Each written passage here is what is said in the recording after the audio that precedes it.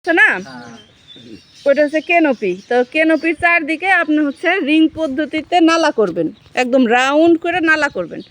নালা করার পরে আপনি যে সার দিবেন, এখন আমরা খাই একটা ও ও যে খাবে, আমরা কি সেটুক খাই না, তাই না?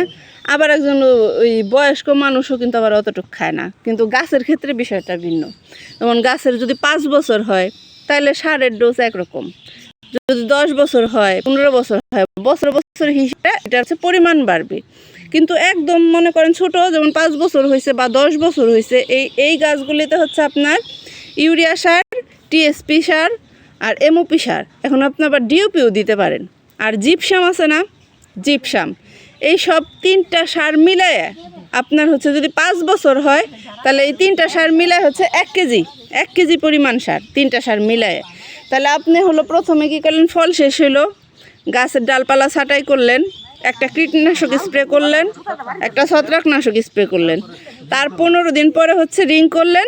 রিং করার পরে প্রতি গাছ প্রতি 1 কেজি এই 4 রকমের সার 1 কেজি মিক্স করে হচ্ছে আপনি দিলেন। দেওয়ার পরে হচ্ছে পানি দিলেন, ঠিক আছে?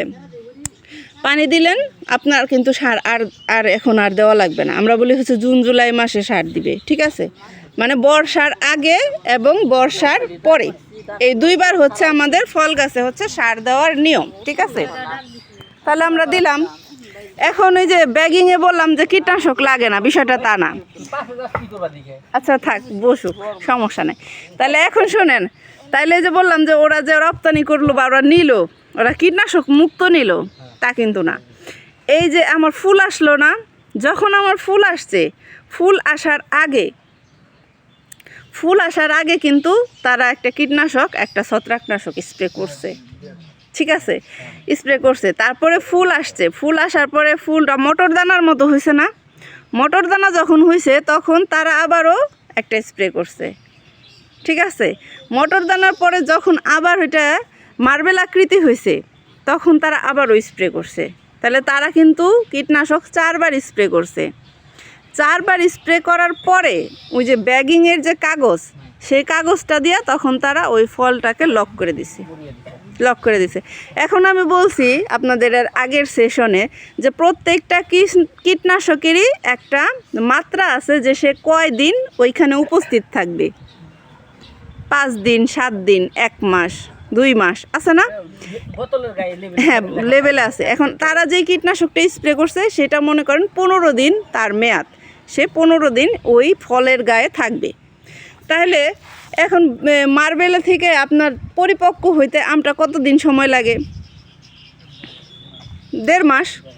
তাইলে তার ওই স্থায়ী মাত্রা হচ্ছে ওই কীটনাশকটা 15 দিন। তাহলে 15 দিন পরে ওই ফলের গায়ে কি কীটনাশকের কোনো অস্তিত্ব মেশিন দিয়েও খুঁজে বের করতে পারবে না।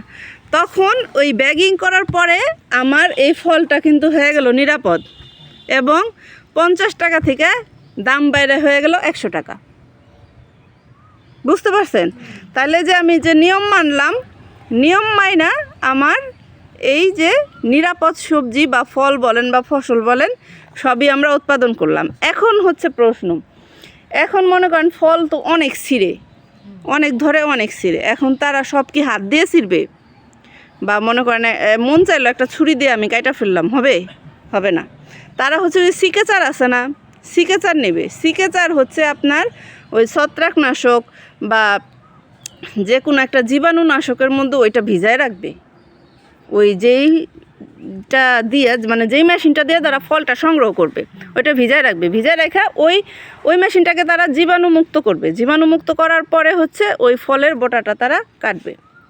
কারণ যদি আমি একটা সাধারণ কাঁচি দিয়ে মনে করেন কাটলাম, আর ওই কাঁচির মধ্যে মনে করেন একটা কৃমি লাগা থাকলো, মাটিতে আমি খুবাইলাম বা খুঁচাইলাম, একটা মনে করেন একটা পোকা আমি কাটছি ওই কাঁচিটা দিয়ে, তাহলে তার শরীরের যে একটা পদার্থ থাকে সেটা ওইটার মধ্যে লেগে রইলো না।